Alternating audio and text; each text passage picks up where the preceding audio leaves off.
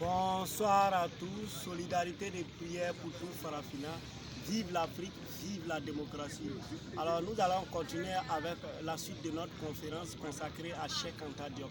La dernière fois, nous nous sommes limités à la démonstration de l'argument montrant le lien de familiarité entre l'Égyptien ancien et les langues africaines. Alors à ce niveau, on avait évoqué aussi Théophile Obenga qui a travaillé dans les mêmes, qui est le disciple de Cheikh Anta Diop, qui a travaillé à montrer cela. Théophile Obenga, au cours de ses travaux, a montré que l'Égyptien antique était parenté à beaucoup même d'ethnies. Même au Burkina ici, il a travaillé sur la langue Dakara, a montré que la langue égyptienne antique est liée au Dakara. Mais pour ceux qui comprennent le Dakara savent que le Dakara aussi est lié au Mouri. Voilà. Maintenant, je vais prendre l'opinion du public en témoin. Mais d'abord, je vous invite tous à m'aider à s'adresser au président de l'Union africaine, au président de la CEDEAO, au président Roch-Marc Christian Kabore, le président du Burkina Faso, au président Macky Sall, où nous en sommes avec le projet de Cheikh.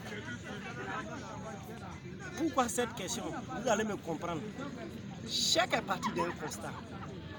Cheikh a dit que si l'Europe était coupée de l'Antiquité, c'est-à-dire l'Antiquité gréco-romaine, l'Europe serait rien.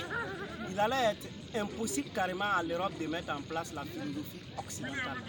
Tous ceux qui connaissent la philosophie occidentale, la philosophie médiévale qui a débuté autour du Moyen-Âge, qui a débuté autour du Moyen-Âge, connaissent la contribution de cette philosophie-là à l'art, à la science, à la pensée même en général, au progrès que l'Europe a connu sous cette période-là. Cette philosophie a permis à l'Europe de véritablement booster, de revaloriser leur culture, de beaucoup contribuer même à l'émergence de l'humanité, il faut le dire.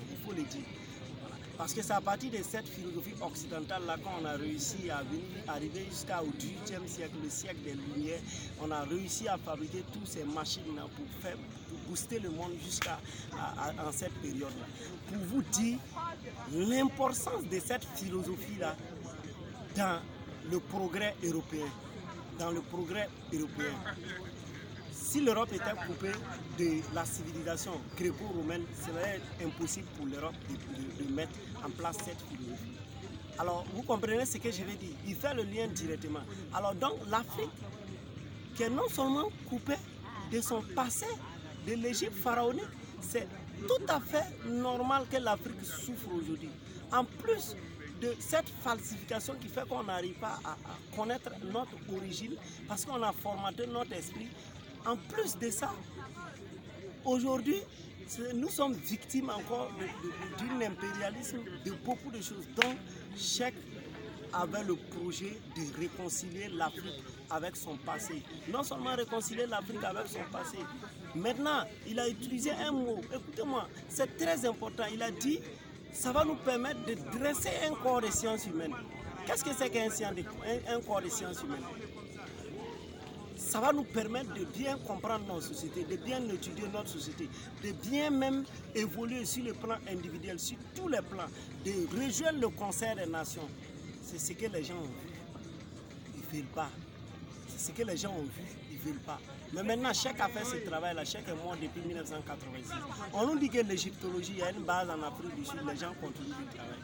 Mais nous, on s'adresse au président, là, où nous en sommes avec ce projet. Parce que moi, je suis sûr que si ce projet était terminé, et qu'on avait réussi à mettre en œuvre ce projet, aujourd'hui, normalement, le système pédagogique, le système éducatif burkinabé, ivoirien, togolais allait changer, sénégalais allait changer.